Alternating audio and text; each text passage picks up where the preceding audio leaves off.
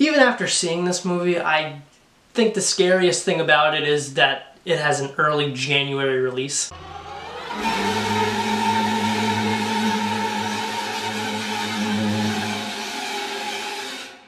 Insidious: The Last Key stars Lin Shaye and is directed by Adam Robitel, and this is the final Insidious movie? I hope not. This takes us back a few years before the events of the first Insidious, but after the events of the third one, I know it's kind of a nightmare. But this shows the story of Elise, and we really get a lot more backstory with her, showing her childhood and kind of her rough upbringings with her father, and it brings us back to present day, or present day in this movie, and we see sort of the similar events occur in this house that she used to grow up in, and she goes to investigate it with her buddies Specs and Tucker, and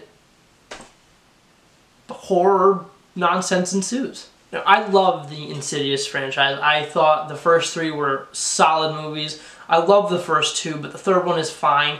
And this one is also just kind of fine. I joked in my intro and said that this movie scared me with the January release. I was horrified of how this movie would turn out, because when I saw that this movie was being released on January 5th, I was like, oh my god, no, it's going to make a ton of money opening weekend and then it's going to crap out and nobody's going to like it. It's going to be a horrible movie. It's going to be in the singles when it comes to Rotten Tomatoes. I'm scared. To my surprise, it was not as bad as I was expecting, and I actually thought it was a solid movie, even though it's definitely the weakest Insidious movie in the entire franchise. And I hope this isn't the last one, because I don't want this movie to be the last one, because this is not great. Is it just me, or do I want to see the Lambert family come back again? I know Patrick Wilson is like, yeah, no, there's nothing else for me to do with Josh. I get it, but I just want more with them. I love that family and that whole storyline in the first two, and I miss it. And even that storyline even plays into the third one, which makes me enjoy that one a little bit more. And there's pretty much nothing in this movie, you know, I'm not going to give any spoilers obviously, but there's pretty much nothing in this movie that makes me think Insidious besides Elise. Lin Shaye is incredible in this franchise. I thought she really held her own in the third one, and she managed to carry a movie essentially, even though that's kind of also Stephanie Scott's movie. But this movie is, without a doubt, her. This is her movie, and she carries it very well. And I thought she's definitely one of the better aspects of this movie and of this franchise as a whole. Leigh Whannell still writes this movie, and he stars as Specs in this movie, which my major negative with this movie is actually going to be the comedy. Specs and Tucker's comedy was atrocious. Like, I actually couldn't...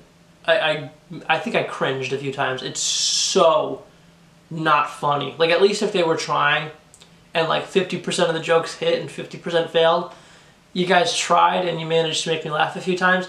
I did not laugh one time. I might have laughed once out of just like the awkwardness of the silence in the theater, like, oh, good lord, nobody's laughing at this joke, because it's not funny. Leigh Whannell writes these jokes into the script and it's just not funny. It didn't work in any of the other movies either. One thing I was excited about this movie was that we were going to see something different from the Insidious franchise. We certainly did see some new elements in the Insidious franchise, but I didn't think the key demon played as big a role as I thought he would, which is fine, but it made me just sort of step back and think, wow, so this is much more of a human story. This is much more of a family drama sometimes. It really does focus on more of the familial ties and what sort of human drama behind the horror.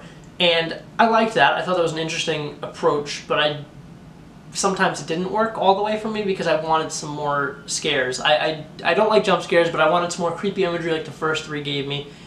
And this movie has quite a bit of it, but not enough for me to say, yeah, I was really creeped out by this movie and I couldn't sleep at night.